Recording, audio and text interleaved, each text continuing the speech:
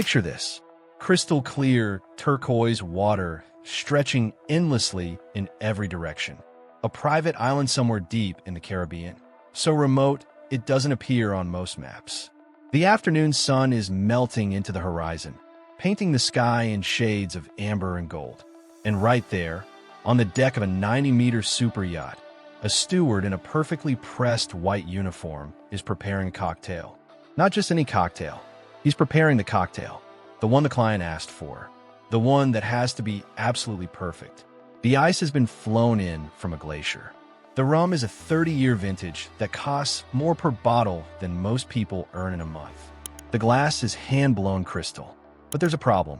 The lime is wrong. Not expired. Not rotten. Not missing. Just wrong.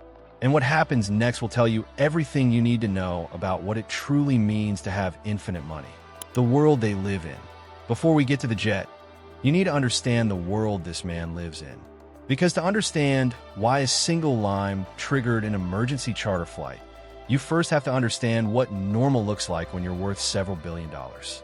This particular client, whose name we're keeping private for obvious reasons, had been spending 3 weeks aboard his yacht in the Caribbean. Not a rented yacht, his yacht.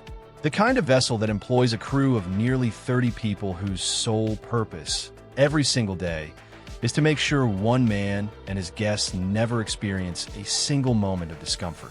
There's a private chef who trained in Michelin-starred restaurants across Europe, a sommelier who manages a wine cellar stocked with over 400 bottles, a chief stewardess who oversees every detail of every meal, every room, every experience.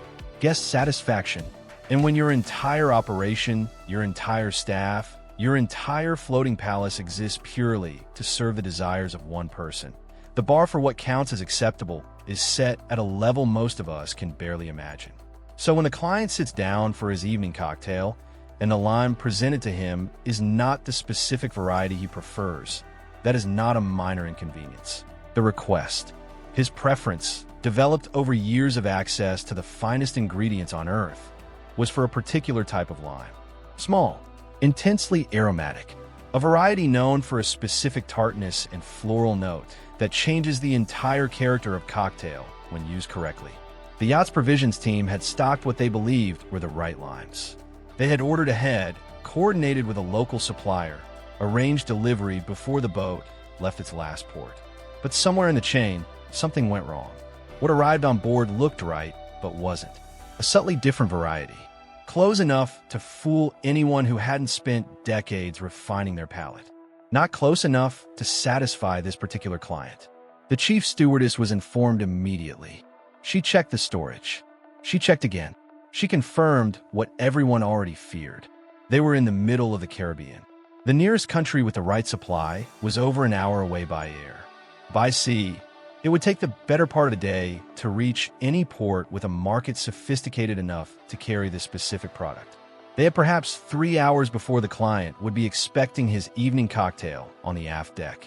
So the call was made. Charter a flight. If you think that's extraordinary, stay until the end. Because the story of what happened when the jet landed is even more remarkable. The logistics. What most people don't realize is that in the world of ultra-high-end yacht management, emergency charters are not as rare as you might think. They are, in fact, a plan for contingency. The best yacht management teams maintain relationships with charter operators specifically for situations like this. Not situations involving limes, necessarily, but situations where something is needed immediately and geography is the only obstacle.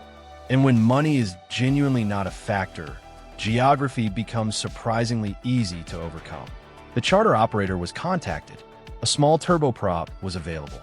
The route was confirmed. A ground coordinator in the destination country was already being called, tasked with locating the specific lime variety, purchasing enough to fill a generous basket, packaging them appropriately, and delivering them to the airport before the plane was ready to return. The whole operation from first phone call to wheels up took under 45 minutes. The cost of the charter? Somewhere between 8,000 and 15,000 euros for a round trip of that distance. For a basket of limes. For context, that same amount of money could cover 6 months of grocery bills for an average family. It represents a week's wages for most professionals in developed countries. It's the kind of number that makes people stop and stare when they hear it. For the client's team, it was simply the cost of doing their job correctly. What this world actually looks like. The yacht designer Espen Novak, who has built some of the world's most expensive vessels, once said something that perfectly captures this universe. He noted that his clients were getting younger, making money faster, and expecting more. When you spend 50 million euros buying a yacht, and then another 8 million euros a year operating it, you are not paying for a boat.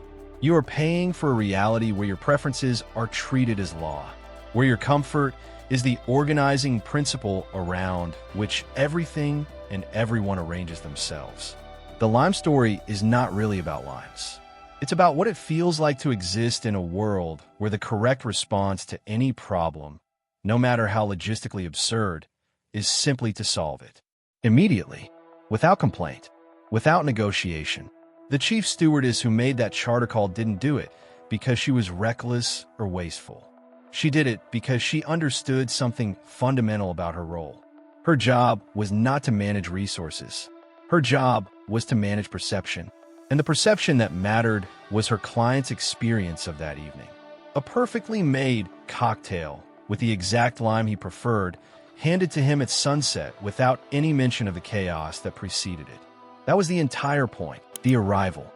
The jet landed 2 hours and 20 minutes after takeoff. The limes were transferred, rushed to the dock, brought aboard, and handed to the chef. By the time the client settled into his chair on the aft deck, and his cocktail was being prepared in the galley below, he took the first sip, set the glass down, and said it was perfect. He never knew about the flight. His team never told him. There's a line item for that charter, a number that most people would find genuinely shocking.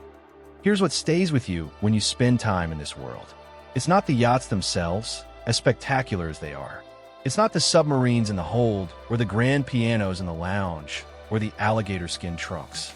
It's the sheer, almost incomprehensible weight of what it means to have a life where no request is considered unreasonable, where the infrastructure of wealth is so vast, so quietly efficient, that a missing ingredient becomes a logistical problem rather than an inconvenience. When money is genuinely infinite, the concept of overkill simply ceases to exist. That is what unlimited wealth actually looks like. Not the boat, not the helicopter, not the private island. The invisibility of effort, the seamlessness of perfection, and a glass that is always, without exception, exactly right. Follow for more stories from the world that exists just beyond what most of us will ever see. New video every week.